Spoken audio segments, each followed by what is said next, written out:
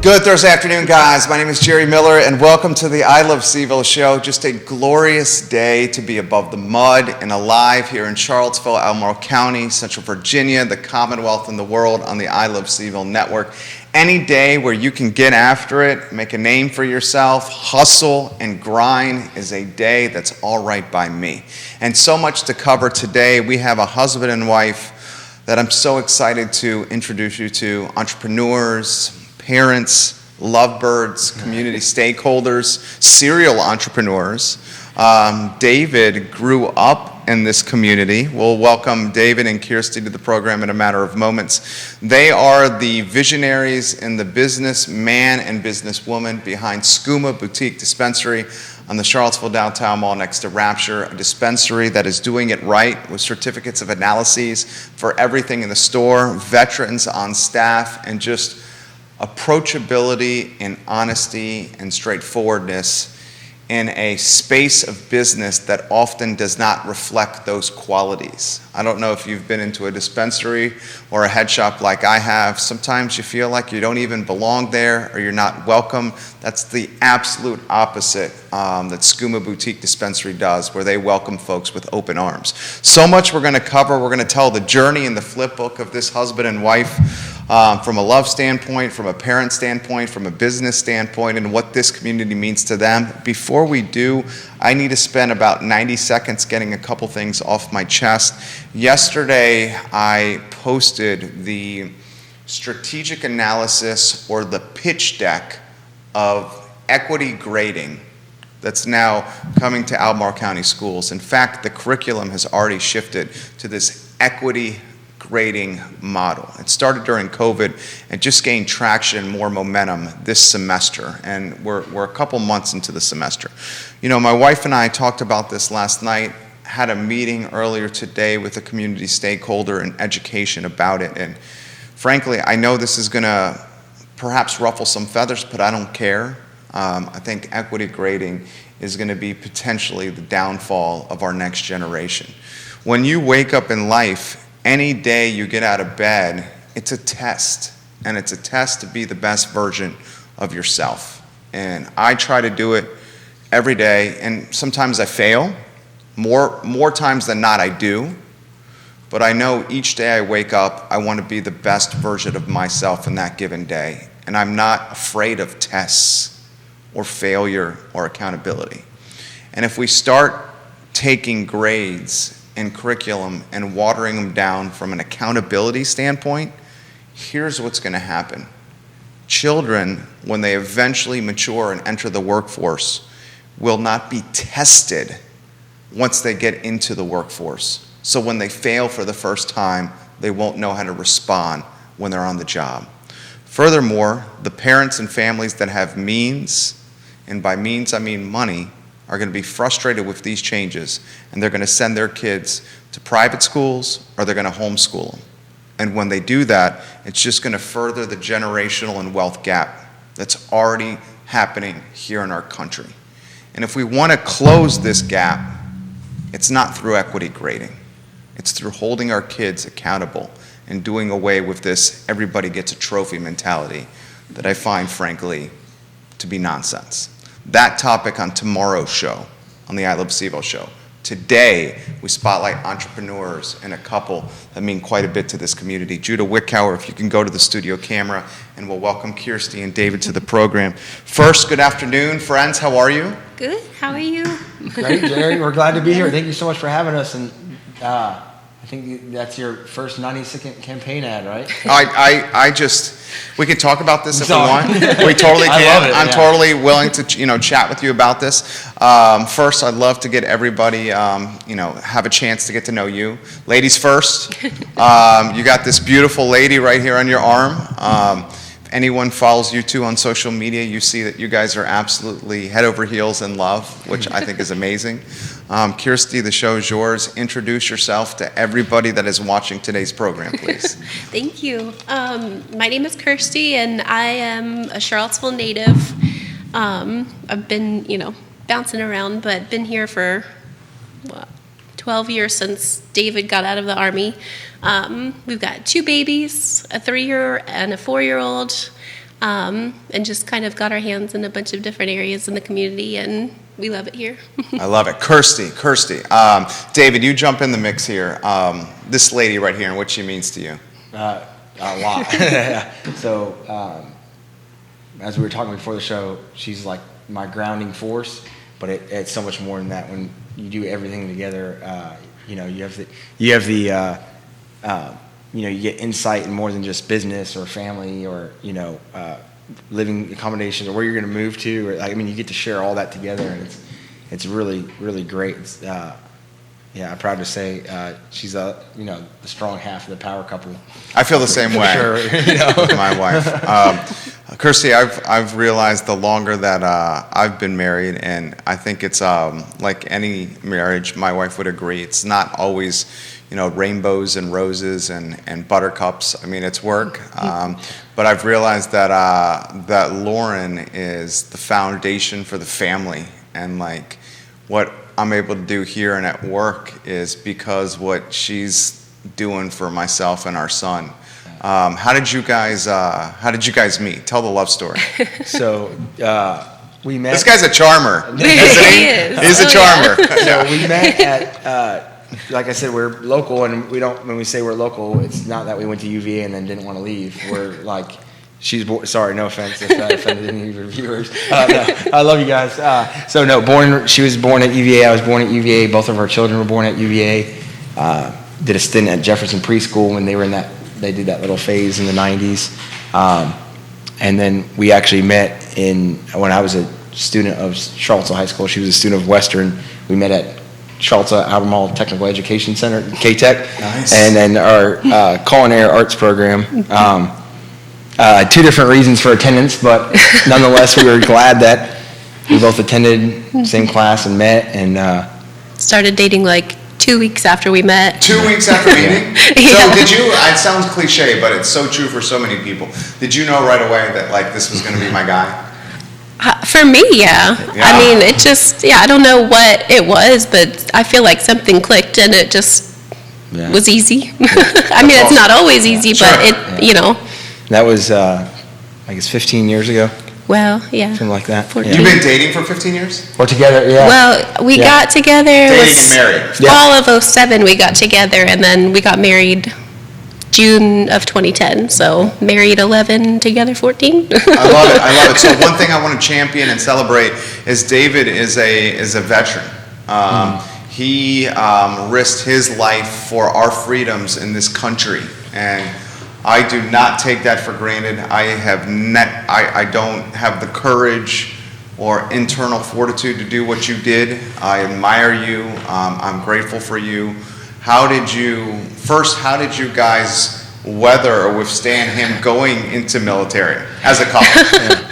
Well, he told me that he wanted, I always knew he wanted to join the Army, but right before graduation, I think it was, the winter before graduation, he said, I'm joining, my mom has signed off because he wasn't 18 yet. Yeah. And I was oh man, yeah, right? So, I did a year of school in Denver, and so that whole year, it was hard, but I don't know. I feel like between basic and, Iraq, just starting out. It was hard, definitely. When he was deployed, I moved back to Charlottesville because we were in Texas, and that was definitely hard. So you guys did long distance? Yeah. That's amazing. What branch of service? Army. Okay, so you're Army. Field artillery, so forward observer. So like she said, when I joined, I wanted to do infantry, right? Because it's the coolest thing to do, whatever. But my mom refused to sign the paperwork because I wasn't 18 yet, and you needed parental signature to join under the age of 18. So I asked the recruiter. This is down, right behind Taco Bell on 29. You can still go recruit, go join up if you want. Why'd you want to do it?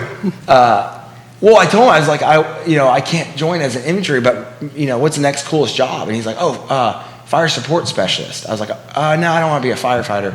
But he's no, it's really cool. You're a forward observer and you blow stuff up. And so I went to my mom. I was yeah, I'll be a fire support specialist. I need you to come in and sign. And she said, oh, so you'll be fighting fires? I was yeah. And so, so it was a lot of fun though. It's a really cool branch. It's a division of field artillery. Why'd you want to do it? Did you need a fresh start? You wanted to get away? What was? Well, I think I had a really good influence and actually a guiding force while in school. The Civil Air Patrol. I'd highly recommend it to any, especially the local chapter. Is very, very involved in community service and search and rescue, and just a lot of leadership and training and educational development. It's Civil Air Patrol. Look it up. It's for ages between 12 and 21. They have a cadet program, and it's like a Boy Scouts meets the Air Force. Right? It's a really cool organization, the official auxiliary of the Air Force. So that, like, doing that in school really helped, and watching a bunch of, Saving Private Ryan and stuff, solidified the signature and the raising of the right hand. So that's awesome. That's awesome. So you went to Iraq. Mm-hmm. Put in perspective Iraq. So I'm going to have probably a different perspective than others. I mean, everyone's going to have their own. I enjoyed it. 19 years old over there. I was in Salahuddin province, which is Balad is the Saddam's biggest air base, and we would do presence patrols and missions out of that. It was an amazing experience being able to meet the locals and the kids, doing key leader engagements with the local sheiks, eating the food, immersing in the culture. We tried doing it from a good standpoint, even though we were there, whatever, bad, whatever pretenses you want to say. So we tried to make the best of it. But, there was times that were rough, and but I'm just lucky to experience that, and, once a lifetime experience and back home. So you're in Iraq, and give us an into the mic so we can hear. Oh, sorry, yeah. You're in Iraq as a 19-year-old. Right. Man, it's pretty cool. And it's pretty cool. Your family is watching stateside of the news networks of what's going on. How often were you able to correspond with her and with your family? They had a pretty good. It depended on where you were. So if we were to go out to Samara, it's a little smaller outpost or whatever, or longer patrols. You may do right. When you got the opportunity, they had these little. If anyone who's like a Army brat or something remembers the PXs, they have those over in Iraq, right? And they're a lot smaller, condensed, less inventory, and they're just for this, service members. But they usually have attachments like these little communication halls that you phone call, video, Skype. But this was 2011, so the technology wasn't, it was still emerging and good, but it was expensive, and it was limited, right? So service was always down, or if there was an incident on the base or, a death or something, we'd kind of go black on communications for a little bit, until, next of kin was notified and stuff like that. How about you, Kirstie? How often could you chat with David? What do you remember from this? And we have veterans watching the show. Keith Smith, who's a Marine, who's behind the Iron Curtain, Wow. is giving you props right now. You're getting props from Elder Luke McCurtry. On your page. Yeah. If you guys want to give this power couple some props, Thank you, put the comments in the feed. Johnny Ornalis, who owns Guadalajara on JPA and owns El Mariachi and Zion's Crossroads, watching the program. Put some comments in the show, and we will in the comment section, and we will relay them on air. I'll get to the comments coming in now. What was going through your mind?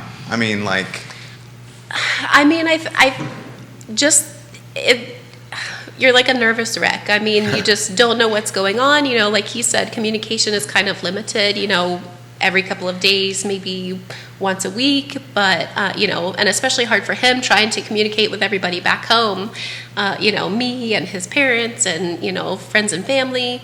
I think he tried to kind of shield me from things at times, which was probably the best thing that he could have done. Just, I'm already nervous enough that he's over there, and just, communication is hard.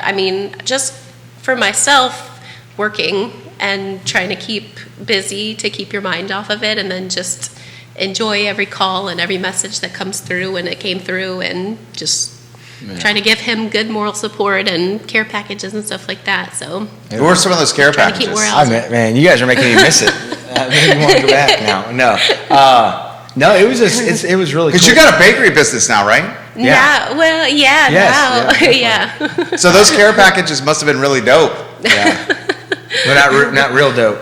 No, we're talking. No, I'm just kidding. We'll get to that.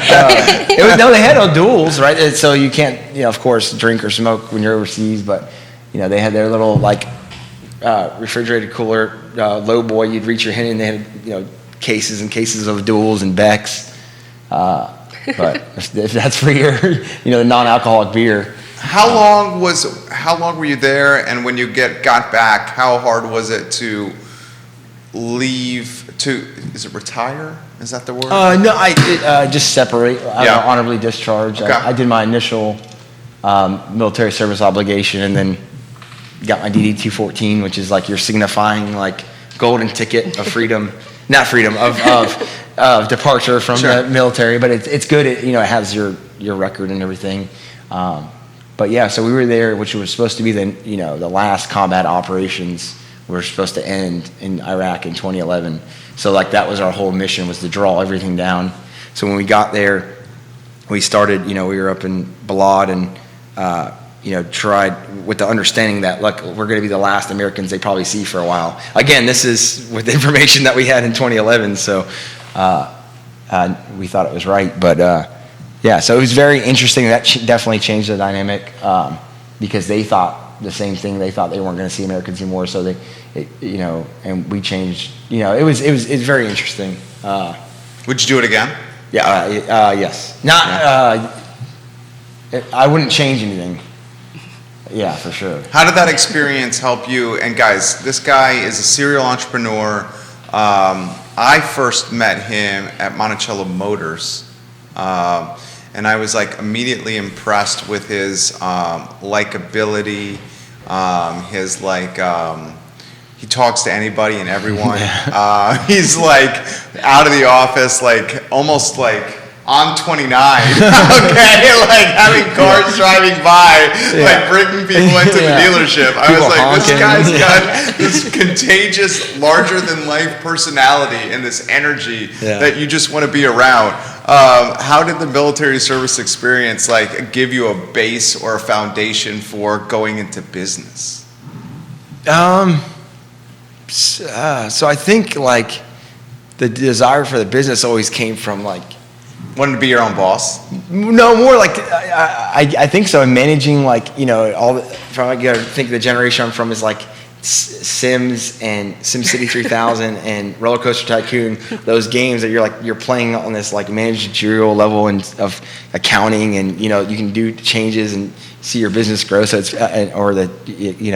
so I think doing that, military was kind of one of those things that set me straight. As you can tell, this energy and stuff it's not very conducive to a very dress environment. So that's why I did mine. I didn't go 20, which. Those who do, I really thank you and support you and appreciate you.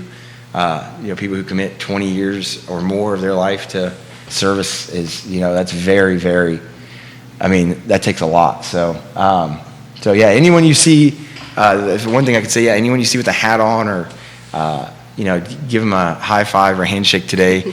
My thing, if I see Vietnam veteran, I always just say, welcome home, even if it's 50 years late. It's good to, well said. Yeah. Well said. What was the, Kirstie, what was the Monticello Motors experience like? What do you remember? How long? Put in perspective the business first. Where it was?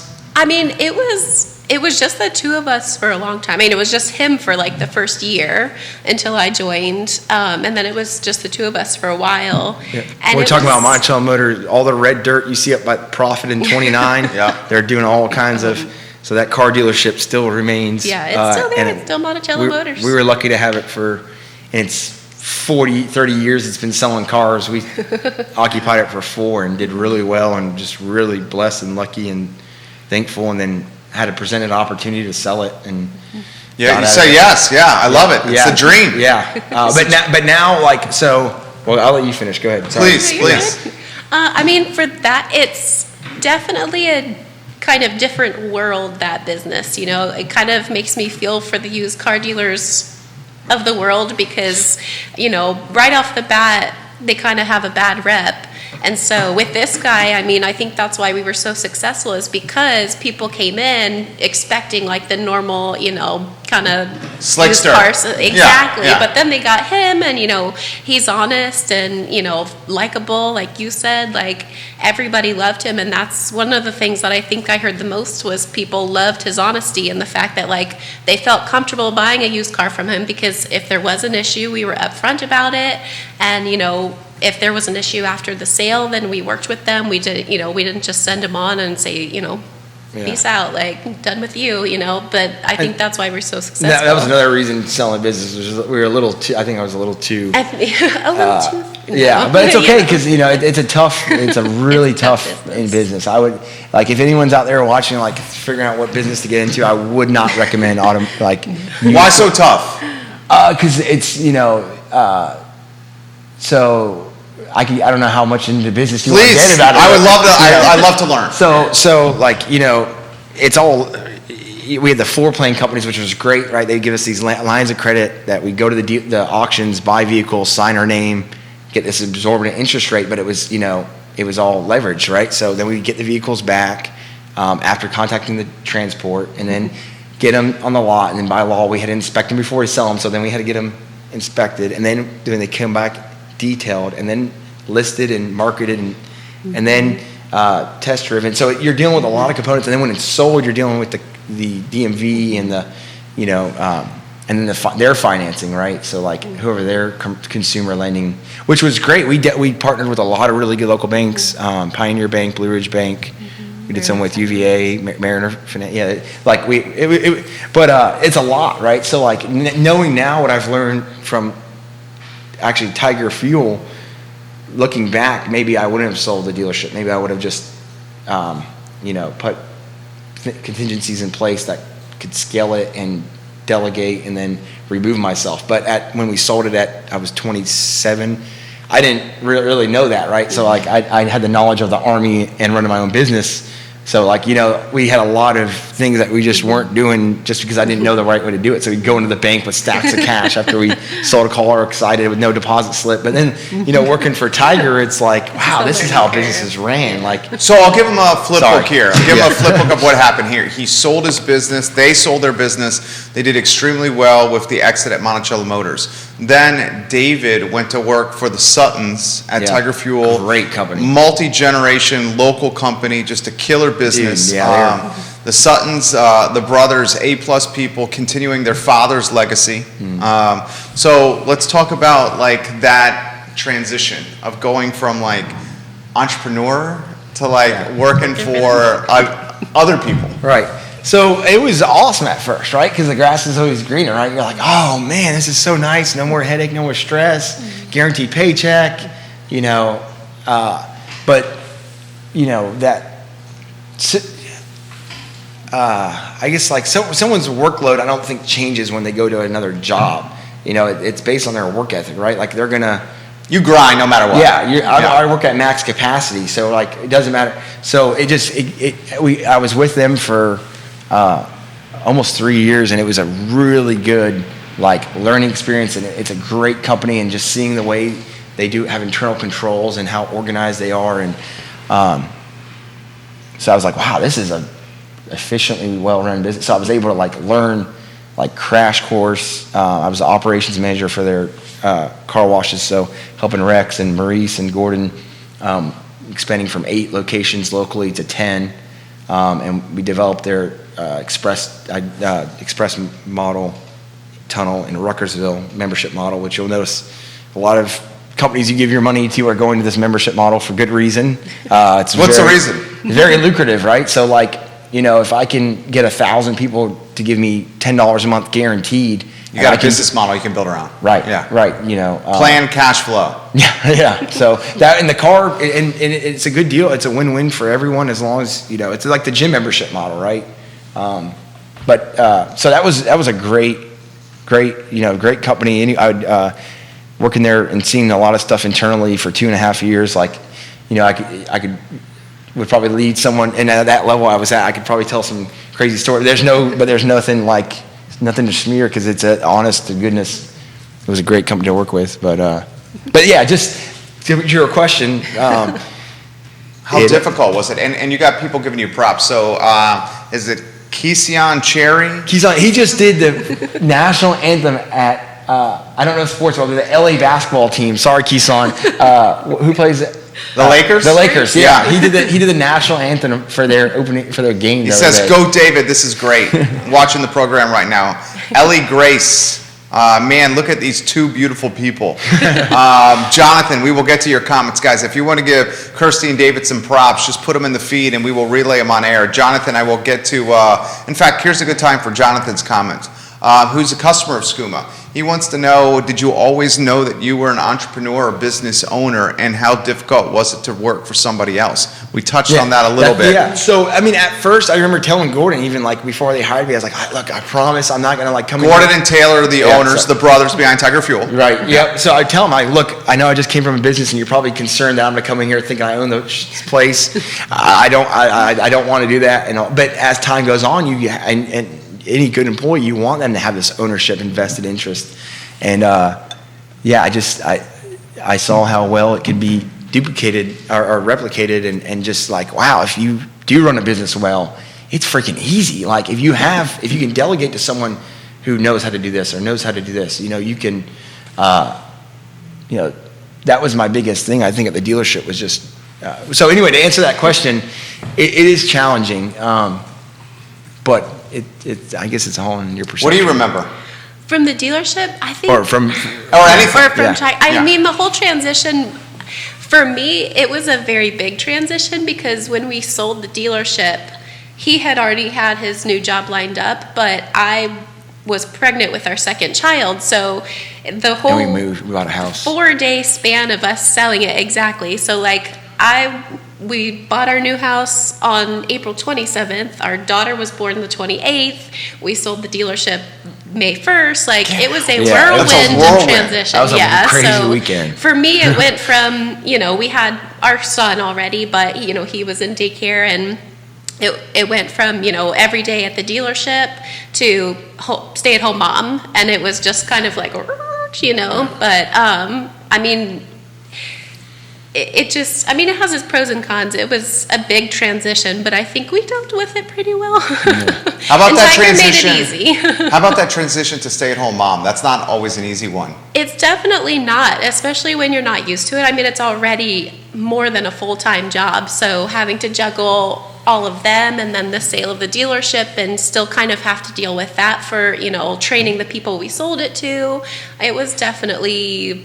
It's not for the faint of heart, being a stay-at-home parent. No, I'd say that's the hardest job in the world, is being a stay-at-home parent. It's all the time. It's 24 hours, 7 days a week. I mean, daytime, nighttime, even when you're not ready and don't, you just want some downtime. No. There's no downtime. Dude, I say all the time on the show, it's like Monday morning and I'm sprinting at the door to get to the car to go to work. And I love my son. We have one. How many kids do you have? We have two. You have two. Yeah. You have two. So I've said so many times, stay-at-home parent is the hardest job in the world. And we talk about this, my wife and I, and she went most rewarded. From finance. She went from finance to stay-at-home parent, and she said that she initially was struggling with a purpose. Finding her purpose. Keeping yourself. Identity. Your identity, because you just get engulfed in just these, however many kids you have and, their lives and making sure that they're fed and clothed and, the house is in order and dealing with them. So when it's a 24-hour job taking care of them, it doesn't really leave a whole lot of time for yourself. So keeping your identity of who you are as an individual, it can be very difficult when, if you have a good support system, then it makes it a little bit easier, finding time to just be alone and do your own thing. But it's definitely not an easy job. Chad Wood giving you guys some props. Watching the program right now. Keep up the good work. Congrats, Chad, on the new job. Back over at Sonny's. Yeah. Ray Morris says hi, David. Ray. He's watching. Eric White, hello. Welcome to the program. Good CVille Weekly, hello. Veteran. Welcome to the show. NBC 29, hello, welcome to the show. Yeah. Jamie Turner has this. This is a good comment right here. We'll get to Jamie, the mayor of Gordonsville here. My top secret security clearance does not allow me to have THC in my system. Forgive my ignorance here, but are there any products at Skooma that do not have THC? And absolutely. And I'll be brief. I promise I won't go on a long tangent.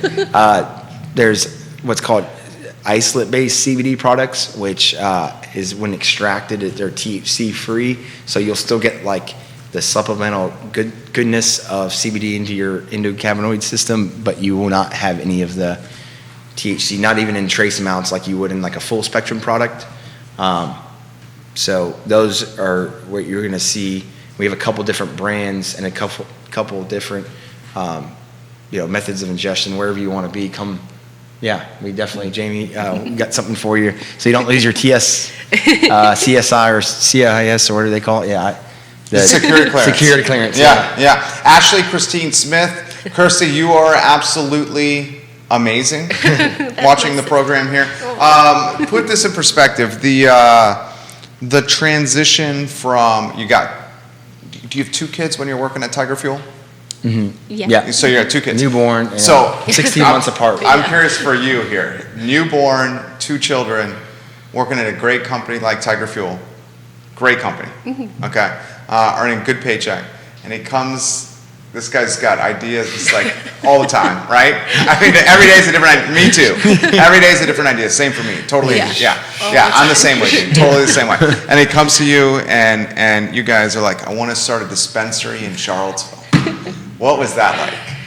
I mean, I think that Good, the bad, and ugly. The good, the bad, and the ugly. I think for me, being kind of like the planner, it's a little bit difficult. Just, but I think I've learned over the years, especially with this guy, is that like since I met him when we were 15, it's always been like this. So I think I've just become accustomed to, Sorry, I apologize. No, don't apologize. Just trying to be supportive and think through every idea that he has, because he has good ideas. And so when he's, told me that he wanted to do this, I mean, I think it was like 2 months before we opened. And it was just, from then on, I'm just like, okay, like. Wait, he told you 2 months before you opened that you wanted to do the dispensary? That's what I found out too. Yeah. I mean, wow. He was like, let's do it. Like, this is what I want to do. And I'm like, okay, we're going to figure it out. That's it worked. I think just that's time and opportunity. Yeah. It works. Our Like, motto it's has always brilliant. been, it'll work out It's gonna because work. it has It always to. works. It always works out. So Because like all those terms that people are like, what if or works or like. They're not even in your mind. They're subjective, right? So like a what if to you and a what if to me is like completely different. So yeah, I love the what ifs because they empower me to like succeed, right? Because there's no like when people say like failure's not an option, like there's only one way out there, we're only going up. Like all that's true, but I just don't even think like, because I think failure is like a state of mind too. So right, like even if you when you're on your trajectory, and if it's different flight path, like you just adjust. Like there's no absolute. There's not like any day where it's just gonna be like, oh, you failed. Like no, you just adjust, fire, or just fire. Yeah, it goes back to the military, right? So like calling for fire, forward observer, you have binoculars and compass and maybe a laser rangefinder and a dagger and a map or whatever you have, radio.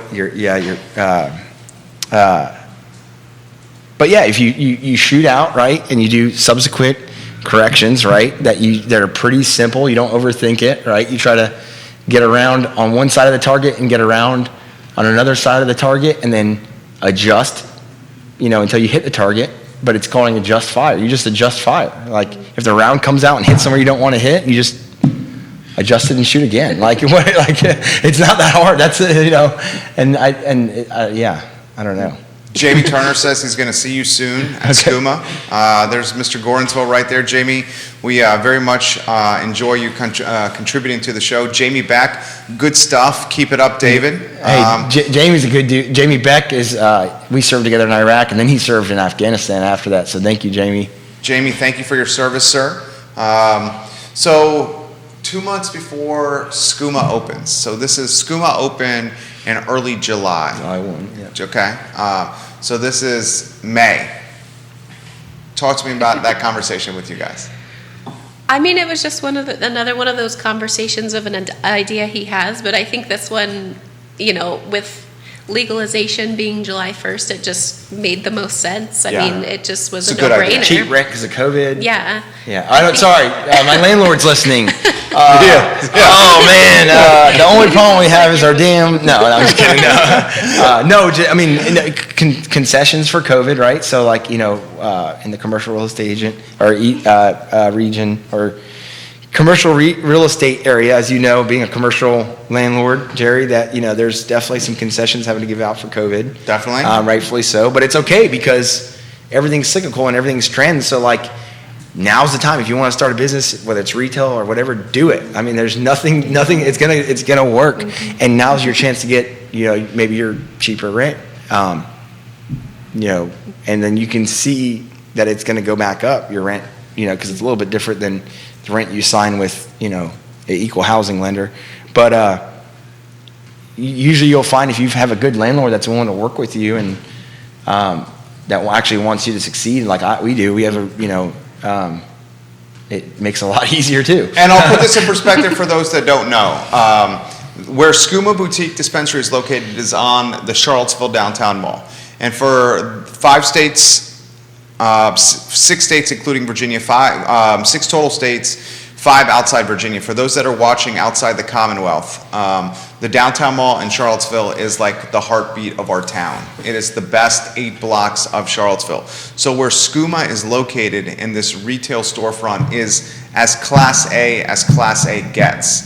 So this guy, David, a risk taker, had the vision and realized that he wanted to have it where like the most foot traffic was, where locals and tourists and students alike convene, which is the downtown mall.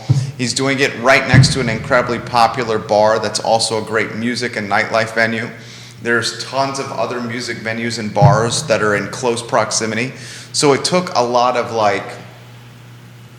cojones, lack of a better phrase, to do it there. Because most or just about all the dispensaries are not in such sexy real estate positions. Right. Okay, so that's props to you. Talk to me about how you connect with Alan Kajin. He listens to the show. He's listening to the show. Okay. So, someone I gotta thank is Stu Rifkin. Stu's here. Hello, Stu. We love you, Stu. Stu, I gotta have him on the show. We can do a love story between me and him too. I love Stu. I equally love Stu. I started working for him at the Nook. Actually, I worked at the Nook before he owned it, back when Terry and Joe had it. But yeah, I think he's been a lot of my inspiration. I've told him that before. I was like, man, you've inspired a whole generation of wannabe punks like me, and just joking, whatever, but it has, like, seeing him run restaurants and stuff, like, as in high school, as an impact on someone from how so? Put it in perspective. Just seeing him hustle and move and and do his thing, and then I left for the Army and came back, and he helped me find the negotiate the deal with Bill Howard over at Real Estate 3 with the dealership. And Stu helped with the Monticello Motors. I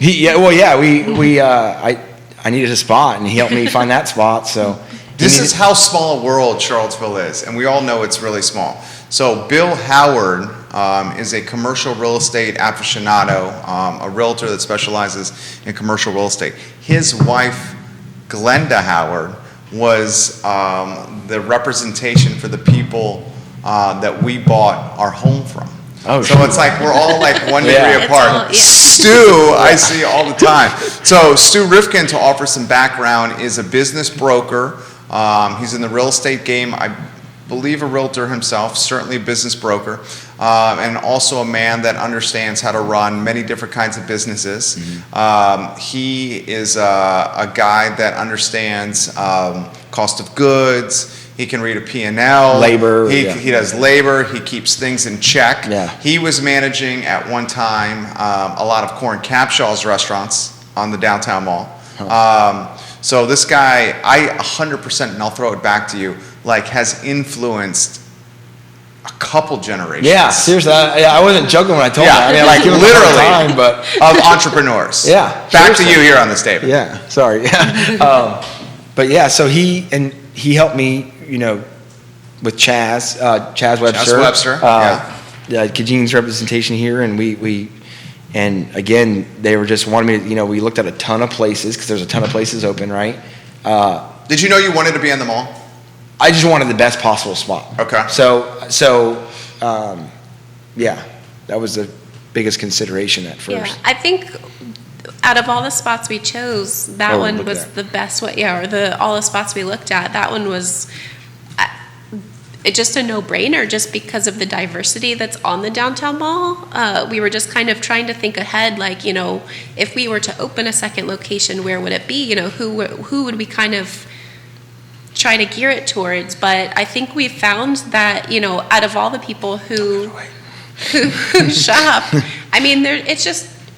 get so many different kinds diverse, of people. It's yeah. such a diverse clientele that we serve. We're so glad I feel we like, picked downtown mall. it was just the perfect spot. So how do you recreate? So let's put in perspective how well Skooma is doing. Skooma's crushing. Mm-hmm. Skooma's doing well. Can I say exceeding expectations? Is that fair? That's fair. We're very fortunate, very grateful. Yeah. Okay. We got a lot of people to thank, a lot of really good employees, and people and vendors and industry. Jumping into this industry, right? There's people was kind of like a shock to the water, right? It kind of upset a lot of people who have been doing this for a couple of years. Because you were so new to the game, right?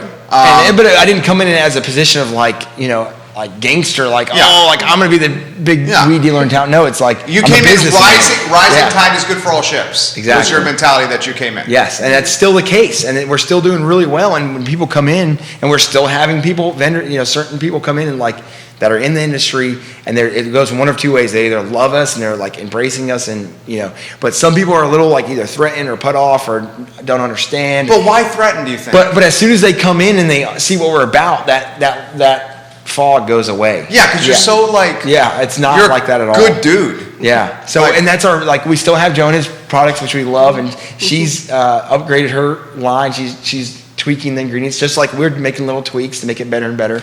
So we just got another local brand in, Blue Ridge Seed, and so we're working with Pure Shenandoah, a great company over in Elkton. We're doing big stuff with. So there's we're all growing together, like you said. Rising tides rise all ships. That's that 100%. We'll acknowledge some of the viewers watching. So Chris and Vicky Baker, good job, guys. Vicky and I are very proud of you. How late is Skooma open? What are your hours? We'll get to that. Your sister is Lauren, right? Yes. Yeah, she's watching. She says, I love you guys. Barbara Lopez giving David some props, saying, how are you? Carrie Griggs, what's up, David? Yeah, giving you some props. Carrie Griggs, big time, Big time hustler. Trey Wilkerson, Charlie Hall, Todd Breeden, Luis Rodriguez, Gen Ballou, Michael Marks, Harrison Holland, a lot of your homies watching the program. Grace Stevenson watching in Keswick right now. We have Louise Sherling watching in Earlysville. We have Brian Coppinger, who's watching in Belmont. Megan Quick, this is an amazing family. Love you all, what you're doing. 7 states on the program, literally as we're watching the program. So now I should do a plug. Skooma's in Charlottesville on the downtown mall next to Rapture. In the heart of Charlottesville. They're also online, CBD or you can Delta find 8. online. Yep. CBD Delta 8, certificates of analyses for everything in the store. I need to give these guys some props. We're in the branding business, and as soon as you walk into Skooma, you realize how clean and how easy to navigate the store is. The feng shui is wonderful, and it's you go to a lot of head shops or dispensaries, and it's cluttered, and it's messy. Right. When yours is the absolute polar opposite. Someone described this as the Apple Store of dispensaries, and that is a perfect description of what you guys are doing. How did you walk me through the design of the store? So all those places you mentioned, I love them. I spend a lot of money in the head shops. There's nothing wrong with them. I'm not gonna lie, they're a good place. If you go in there, we don't want to steal you away from anyone. There's enough business for us all. But some people, yours is very different. Very different. Yeah. So that's the thing. So like you said, there's a certain kind of clientele, and it ranges. You can't really pinpoint it, but there's some people who do walk into those and don't really feel comfortable or welcomed, or they might feel overwhelmed or anxiety induced by just, you know, all the inventory and backstock and product, and, you know. It's almost like when you go to a Chinese restaurant and you look at the menu and there's so many options, you're like overwhelmed of what to order. Right. Like that's how some shops are. Still, yeah. Skooma is not like that. Yeah. So we have, how it is when you walk in, it's all high quality CBD and THC Delta 8, which is psychoactive cannabinoid extracted from the hemp plant. Therefore, we can sell it in a retail environment, unlike cannabis, hemp, or cannabis, marijuana, or weed, which you cannot sell in a retail environment. But anyway, like the way we have it is we have it like segmented. So we have, based on your preferred method of ingestion, if you want smokables, we have a cabinet for that. We have flour by the Fda Approved. We have edibles. We have tinctures, vape pens, disposable carts, or, you know, we have it all. CBD, topicals. We have a spa care line, glass. You know, we're teaming up with some local glass blowers, getting some local glass in there finally. I want to throw this, and I have said for years on this show that I am pro-cannabis. I have said for years on this show what the government has done to the cannabis plant is an absolute travesty. Oh, man. It was done in nearly a century ago by people that were working for the federal government to try to maintain or keep their job. So they stigmatized cannabis and marijuana because they wanted to keep a paycheck coming to themselves by saying this was a nasty, terrible drug. The reality is it's from the earth. It has so many positive uses for it, whether it's pain relieving, whether it's anxiety relieving, whether it's relaxation, sleeping through the night, cataracts, cancer patients, whether it's people that may or may not have an appetite, that cannabis can help with this. It is so useful. Yeah, pediatric seizures is. Yeah. So that's the FDA approved use for CBD right now is pediatric seizures, you know, and you can see you can Google it. It's not, you know, and what it is, and I can explain. I mean, I can't explain it as well as others can, but I would love to. Please do. Yeah. So in short gist of it, and please anyone can chime in and add. But the ECS, your endocannabinoid system, is made up of CB1 and CB2 receptors, both in your brain and then like in some of your organs, like your pancreas and stuff. And we all have this, you know, this system, right? Well, CBD other cannabinoids are naturally almost like free radicals constantly being made and destroyed in your body. Well, CBD acts as like a supplement to that endocannabinoids, the ECS, and what it just allows those receptors to be a little bit more receptive. So you'll notice it's not like curing anything, right? Like taking a tincture of CBD is not going to like fix your arm, right? But it's going to help your body. What that ECS system does is it helps your body reach homeostasis and take care of it itself. So it's really interesting, and it's really cool if you do a lot of research on it. The ECS, CBD, THC. A lot of stuff was done by the Mental Health Institute in the early 90s. That is when they first found it. But it's really, and it's nice. The coolest thing, so the two, I'd say, I'll go off on this while I'll hand it back to you. So the two coolest things about opening the store is, like I call them, and I mean it with absolute most respect, OG or old head smokers, like, you know, coming in and saying like, I've been smoking for 40 years and it feels so good to say that now. Or, you know, or coming in even better and like telling their stories and just being able to learn from them. That's been great. And the other thing is, yeah, being able to like actually help, you know, people. It's pretty freaking, yeah, it's pretty nice. I'll add to this and then you jump in here. Anywhere you want to go, anything you want to cover here. Now, in the Commonwealth of Virginia, we have 7 states watching. Each state has different regulations. In the Commonwealth of Virginia, a person can legally have an ounce or less on their person without fear of the law and any kind of arrest. You're also, is it David, 4 plants you can grow at home? 4 plants you can grow at your house. Right, in private. Yeah, in private. Not just your house, but in private. Right. Eventually, we're all seeing the writing on the wall that Commonwealth of Virginia is going to want a piece of the action. So the retail legalization of cannabis is on the near horizon. Very soon. I will ask the pro over here, David, about that here in a matter of moments. I also want to add this, that cannabis has a long history of being associated with racial profiling.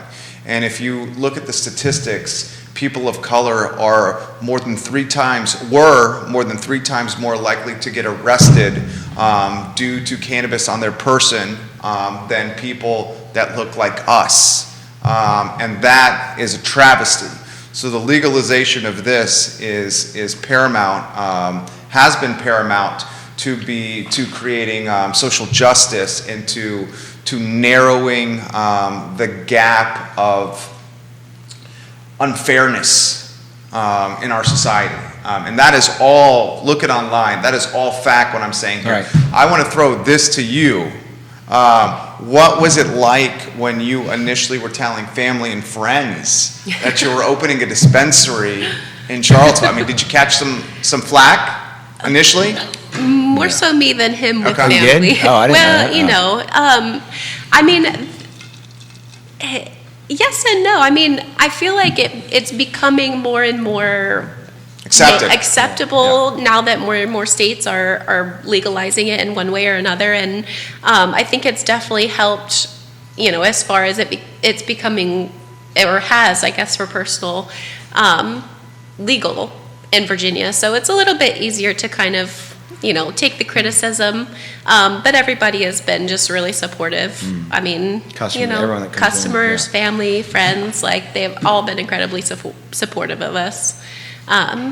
And, you know, just throwing it back to, you know, the fact that we can help people is, you know, it makes it so much better just hearing the testimonials, you know. And what's exciting is that now it's because it's becoming legal, we can get more of those scientific research and didn't exist. and tests done to find out more about it. You know, there's so much that we don't know about it, and you know, so far it's been great. So I think that will help also for people who are still kind of skeptical. Is like, now that it's legal, let's look further into it, and you know, it's not all bad. Yeah. Spencer Thomas, where is this family's business located? Next to Rapture on the downtown mall, Spencer. I know you're local. Support the local businesses that make the community great. Thank you for watching.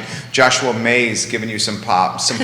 Betsy Grinnell giving you some props right now. Give the show a like and a share on all the social media platforms you guys are watching upon, and I'll relay any of your positive commentary or your questions to our fantastic guest today on the program. So, when did you realize you opened in July 1?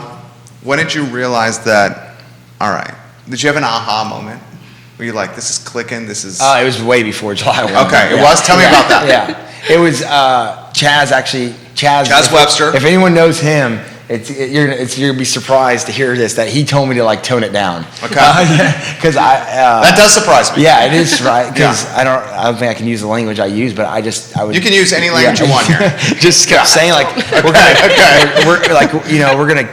gonna kill it. Like, you know, it's just like a simple formula, and it's gonna, you know, you just right, find the good location, and then when that's done, right, you don't have to worry about it anymore. Then you can focus on quality of the product, right? Once you figure that out, then you can focus. Like, so we triaged like our importance of items, right? So like, location was number one. Number two, now once that's done, now we can focus number one being quality of product, right?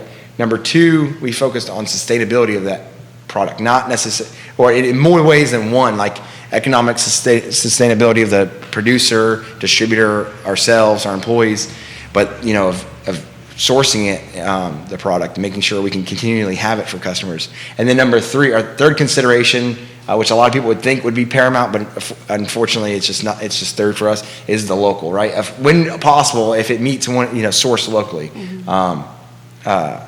So we do have a lot of local brands and we're growing them. They just have to meet the first two. You know. Idea. So you got the proof of performance, the first location humming. you got big plans. I already know you have big plans here. What are you doing to scale the brand? The day before yesterday, we bought a delivery vehicle. So, Okay, tell everybody about this. So, Day before yesterday, folks. Cash flow, isn't it? Oh, man.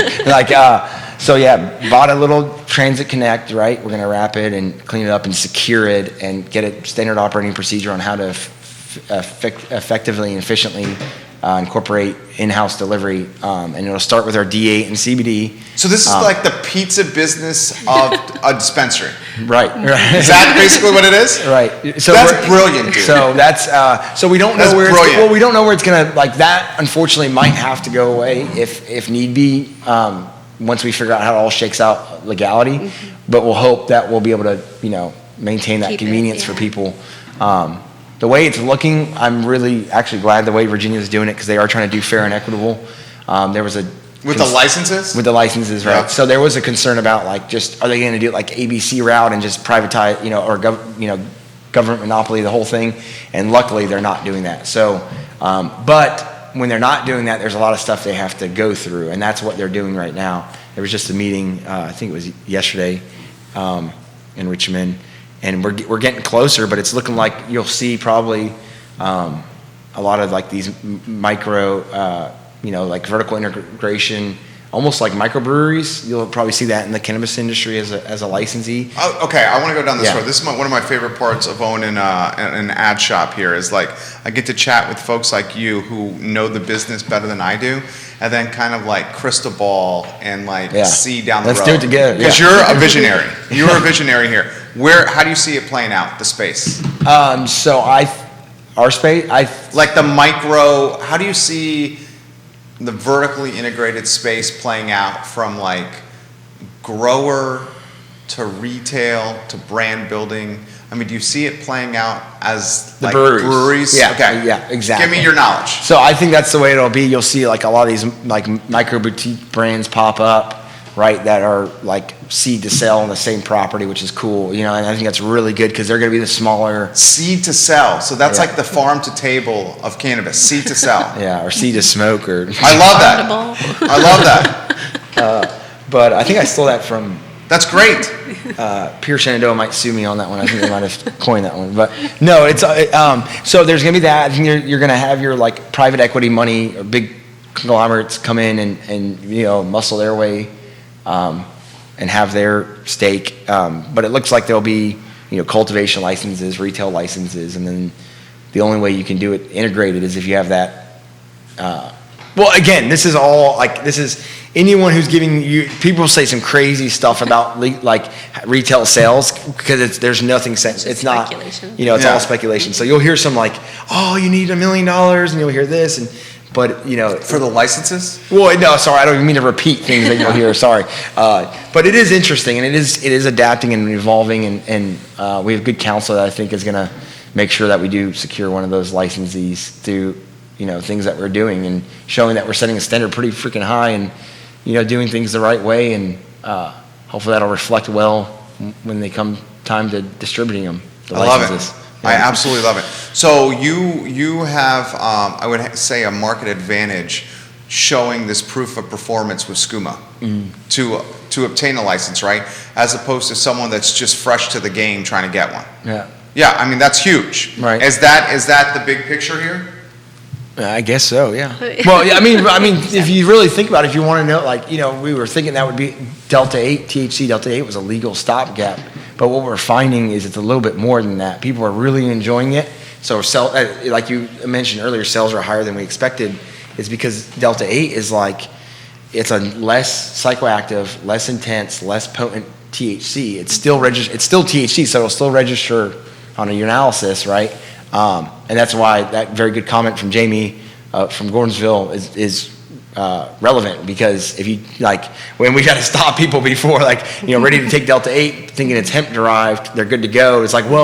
It's you're good to go on there's no federal prohibition against it, but it'll still pop out as and it still has security clearance. Yeah. So because it has but what we're finding is because it is less potent and less psychedelic, there's less anxiety and paranoia associated with it. So there's a lot of people that actually enjoy it not to replace cannabis, Delta 9 or, weed, but as a again, just there's as different benefits from it. Like you said earlier, a lot of people are, have trouble sleeping or appetite issues, pain, and that, like, we found like a lot of people enjoy Delta 8 for those reasons. usually in like topical form, Totally. or topical form, Like a tincture or tincture, yeah. Sublingual is really effective. Or gummy.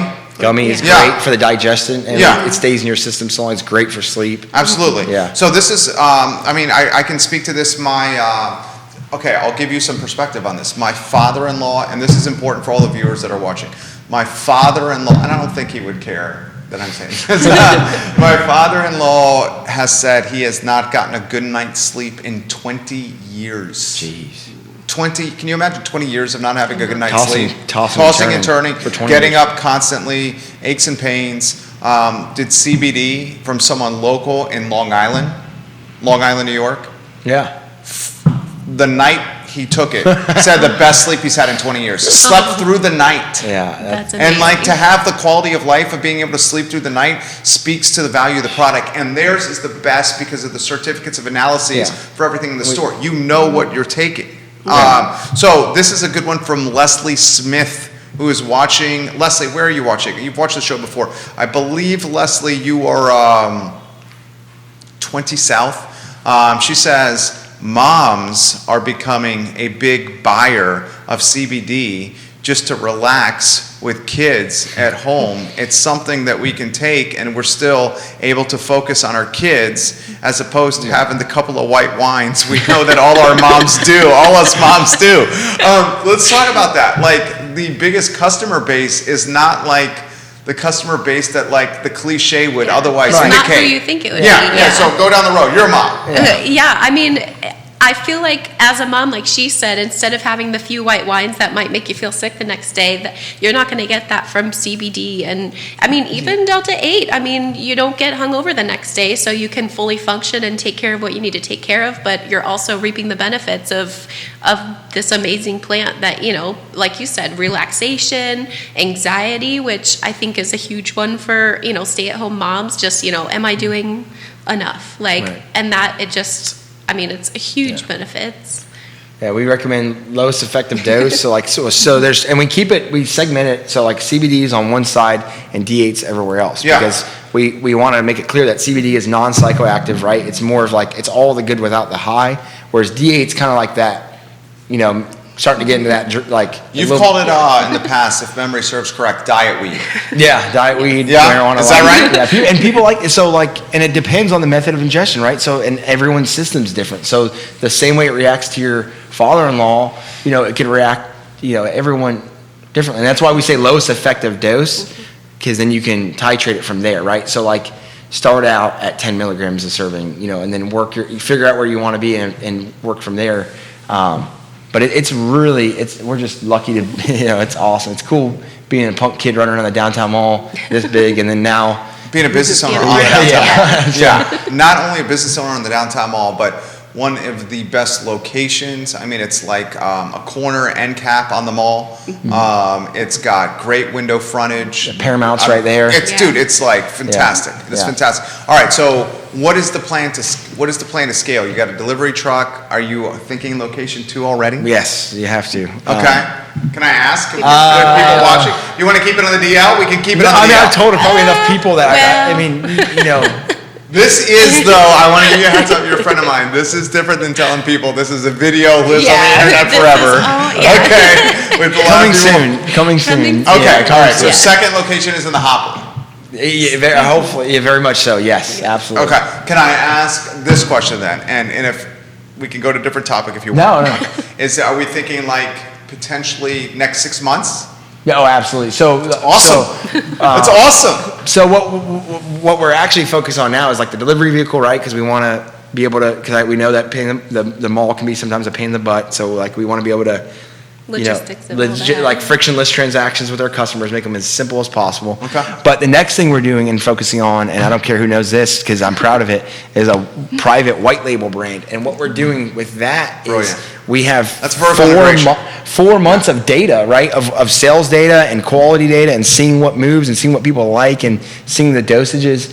And we're we're going to all of our suppliers and, pulling the best products and tweaking them based on recommendations from you guys, and then producing them under our own label. So we'll still carry everything else, but now we have hey, this is very similar to this. It's actually from the same, it's over in Elkton. It's still just as local, but we've actually That's brilliant. Made it better. tweaked, with our we've, so. And you call it Skooma?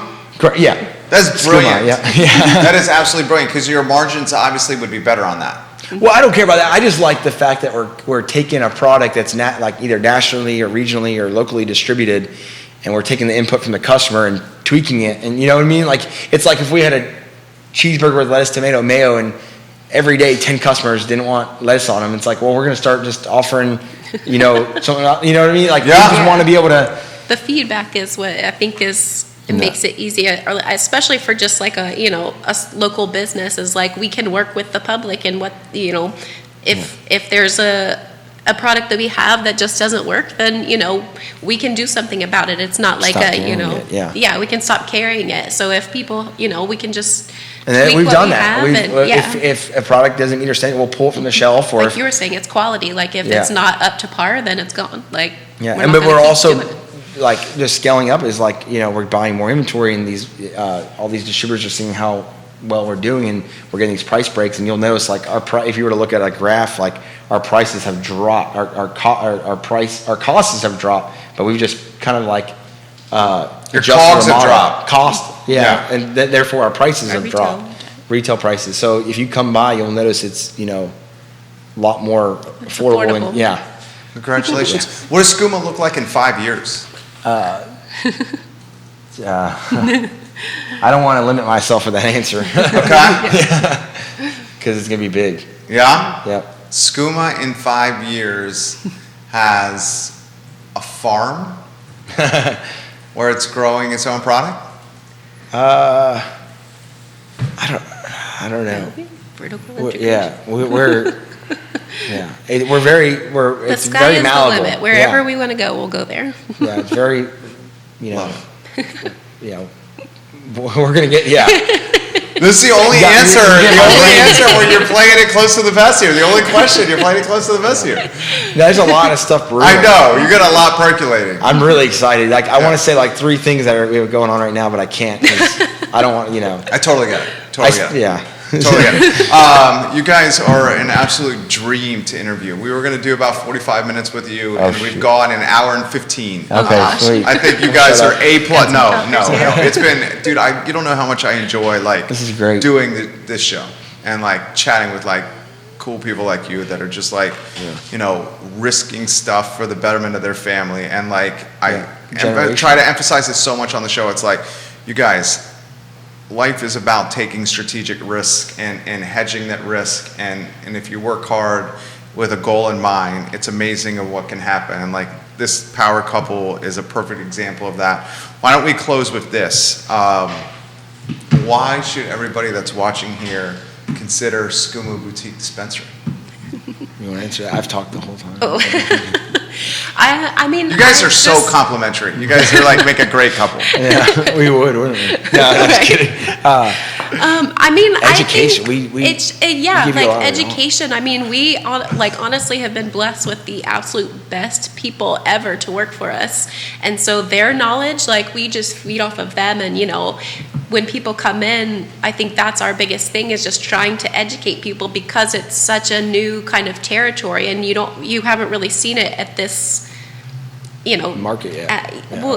Like you said, you walk into a head shop, for somebody who might be a novice to it, they have no idea where to start. Intimidating. So we find their level of comfortability, right, where they're at, and then we see where they want to go, and then we take them there through our suggestions, whether, first it's very easy. Everything's like an equation, right? You just see where they're at and where they want to be, and what gradual and intelligent steps you can take to get them there. Yeah, and our team, I mean, it's the whole feel of the experience. It's an experience coming into the shop. You get kind of a one-on-one deal with one of our team members, and they kind of walk you through the whole thing. Any questions you have, I mean, just informing, educating, and just getting people to come back. I mean, just showing them the benefits and having them come back with their testimonial of how it helped them. I mean, it's amazing.